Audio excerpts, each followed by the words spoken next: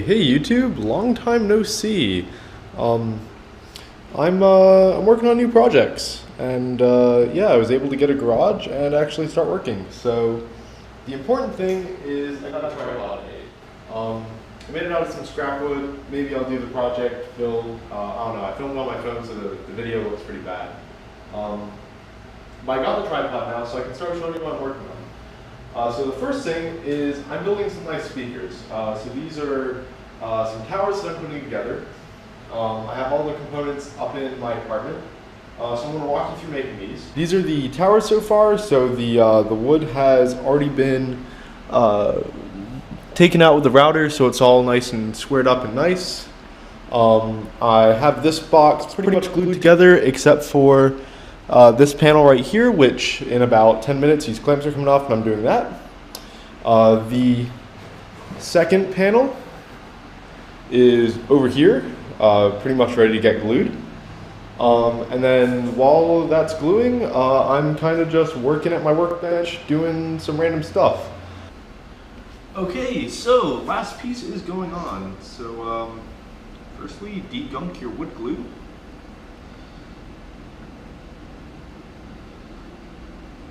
Like so, get it all over you. Next, I'm going to run a bead down here, staying away from the edges.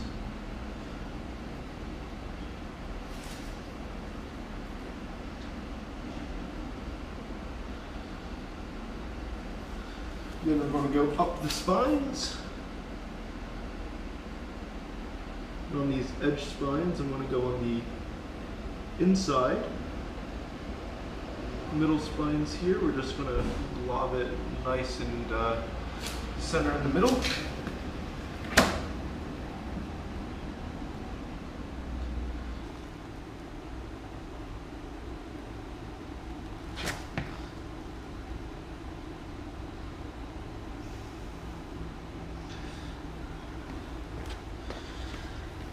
Okay, now we're going to position the board on and then clamp.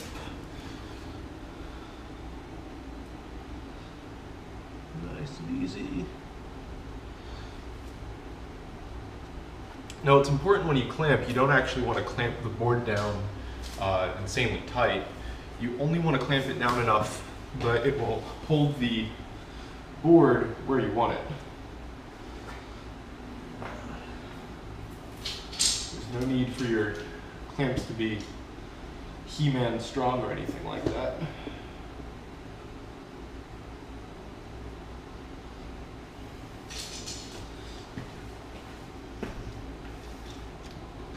Okay, so we're all clamped. That clamp right there doesn't have a little rubber foot, so I'm using a piece of pine to not scar up the wood. I'm going to take the old rafters triangle here. Make sure that this is squared, which it should be considering that the wood's been all routed and it's all nice and everything, but it does not hurt to check.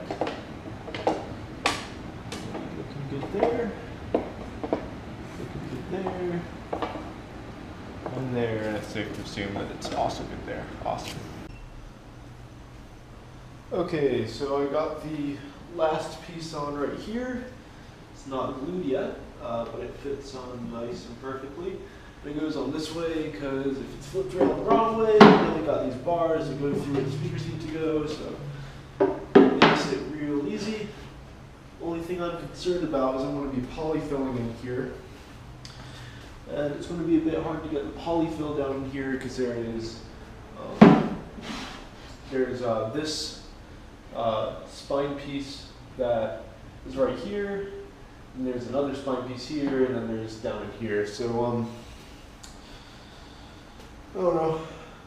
Might have to get a bit contortion-y with my hands, but should be okay. Don't want to polyfill before I paint, because paint's going to get all inside there. So real quick before I put this top piece on, there is no real lip right there. It's pretty smooth, but over here, if I go across, hit right there. And it's about a razor blades in height where it doesn't line up. So what I'm going to do before I put the top on, I think, is I'm going to sand all of the spines right here just so I get a perfect fit. But then right here, I'm going to be making some wood filler. So I cut those pieces of pine earlier to lift that up so I can put clamps on. So I got some sawdust here. So I'm just going to scrape all the sawdust together, mix it with a bit of wood glue, and throw that on just to fill that little gap right there.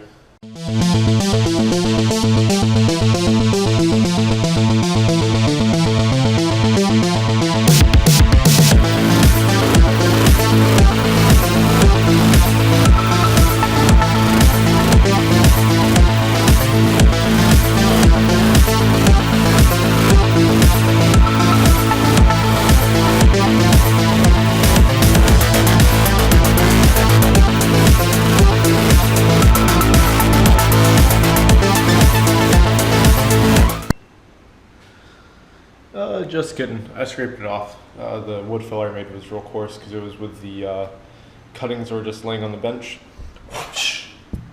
So here's some much finer sawdust that I pulled out of the bag. That's where the good stuff is. So you saw what I did last time. I'm just going to do the same thing.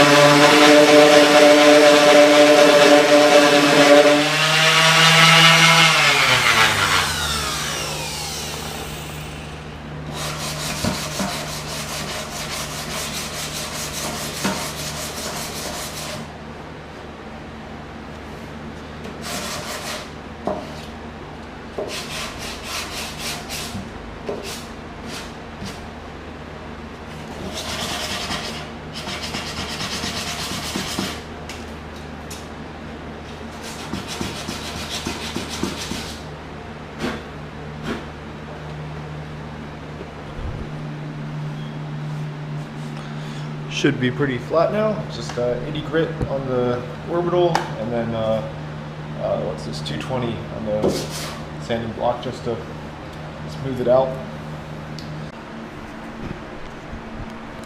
So the next step, I'm going to glue this on by doing lines of glue on all of the spines and walls.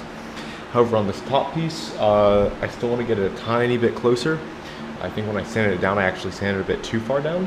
So I'm going to mix up some more of the wood glue, and I'm going to use the wood glue here to attach it, or the wood filler, sorry, just the sawdust and wood glue mixture.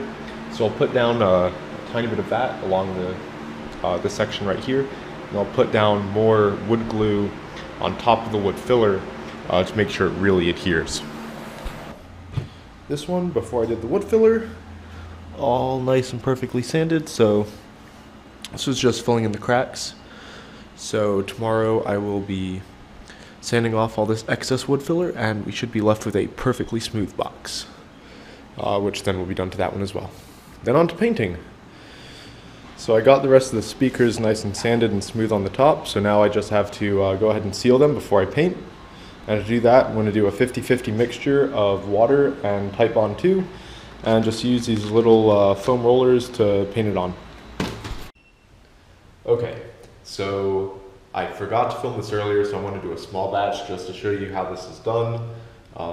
So to do the sealer, what we're going to use is water and wood glue. So I'm using Type Bond 2. You can do this with Type Bond 2 and 3, but not with 1. 2 is the water resistant, 3 is the waterproof. Both of those will work. I prefer Type Bond 2 just because the wood glue is a bit thicker. So I find it easier to work with.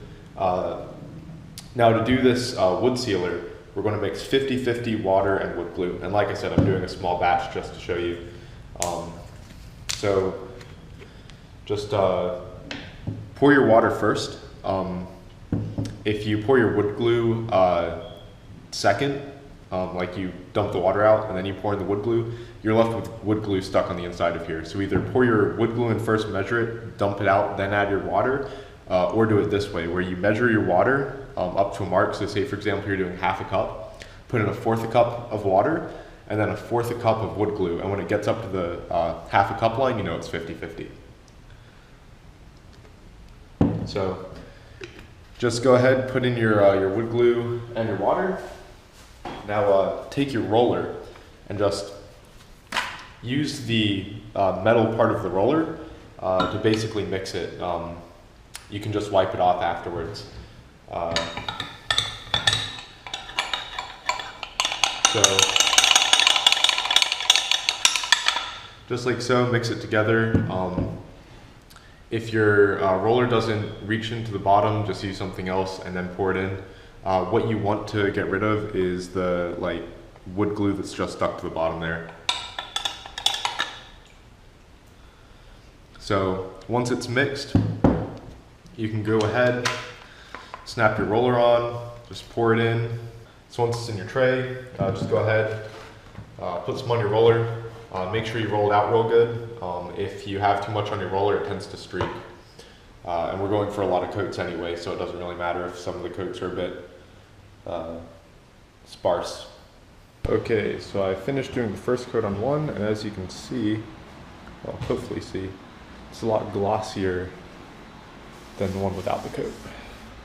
I'm going to do about 6 to 8 coats of this on both speakers, and then sanding. So I'm not sure if I mentioned why we're actually painting these with the water and wood glue mix. I'm going to explain real quick. MDF is very porous, which means when we go to paint it, it'll just suck up all that paint. Won't look very good, right? You'll probably have to hit it with 20-30 coats of primer before it starts to look like it's actually a solid coat of primer. Maybe not that much, but you know, a lot. So by doing this, we're sealing the wood so it can no longer absorb any of that paint. Okay, so I know I'm probably going to get this question on YouTube, so I'll just go ahead and answer it now. And that's, why are we painting the entire face of the speaker with the wood sealant mixture? And why are we not just doing the edges? So you can prime the top of MDF and it'll be fine. It's these side cuts that would really get you. So where the wood is cut up here and where it's routed along here, that's where you really need to do the wood sealant. Now, yeah, you can just paint these edges where it's routed and the side of the MDF, but if you do that, you're going to want to use a high solids primer to really fill in the grain where you didn't paint the wood filler rod. Now, wood glue's cheap, water's cheap. Why not just paint the whole thing, right? Then it doesn't really matter. You don't have to worry about the high solids primer.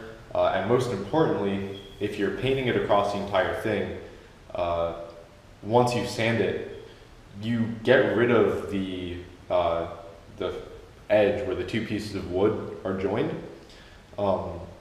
because you have this wood glue mixture that's on top of the wood essentially.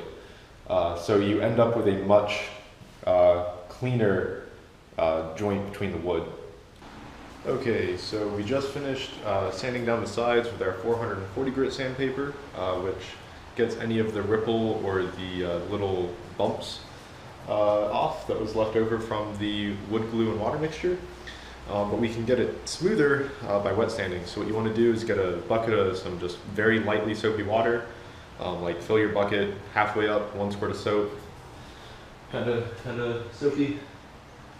Just take our 440 grit sandpaper, give it a little shake, just go back and forth, and what you'll notice start to appear is this white, almost like a pasty looking cover on top, and if you feel it, it feels very similar to wood glue. That's essentially because what we're doing is we're abrading off that top layer of wood glue and mixing it with water to turn it into like a slurry.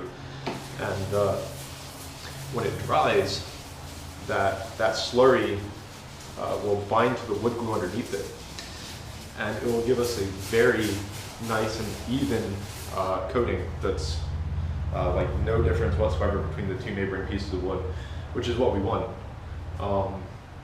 Just make sure when you do this, you keep your sandpaper nice and wet. I have this too dry, for instance, right now, and you can see if I keep doing that in one area, it like gets frothy, and you can feel it stick to the sandpaper. And if that's happening, you're either going too rough or your sandpaper's not wet enough. Chances are it's the sandpaper's not wet enough. We're basically going to do that all up and down each one of the faces of the wood. And if it does start to get too rough, don't worry about it. Just wet your sandpaper, go in big strokes around it. I'll take care of that. We're going to do that to all the faces, make sure they're all nice and smooth before we proceed. I'm going to do another coat of the water and wood glue just on top of this. I nicked it a tiny bit at the bottom, too much came off. Happens, so I'm going to do it again, just make it extra smooth. And then it's on to priming and painting. So I'll just do all the edges again, just drill damp, or slightly damp, I guess. Oh, just make sure that no drips of water get on the side. It ripples wood glue a tiny bit if there's a water drop that just kind of sits there.